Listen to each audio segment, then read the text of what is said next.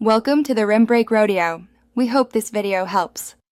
You begin by verifying your Apple ID and selecting the right iCloud plan for actual needs.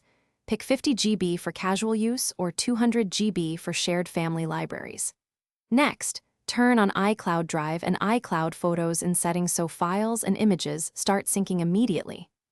Once done, configure automatic device backups, connect to Wi-Fi, plug into power, and exclude bulky app data if you don't need it backed up. These first actions create the foundation you'll optimize next. You now reduce waste and control sync scope to stretch your quota. Enable Optimize iPhone storage so full-res photos stay in iCloud while device keeps lighter versions. Then, offload unused apps from settings to free space but preserve app data.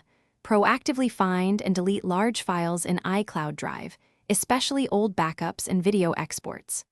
Also, limit desktop and documents sync to a single primary Mac to prevent accidental duplication across machines. This avoids runaways. You finish by consolidating and monitoring. Enable family sharing to pool storage when multiple people need space, and assign clear folders so shared items don't clutter personal storage. Make it routine to review iCloud storage each month and delete old device backups or forgotten large files.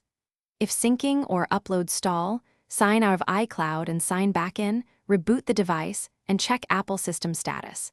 These steps fix most issues, and if problems persist, escalate to Apple support with specific error details. Thanks for watching. Consider subscribing if we helped you.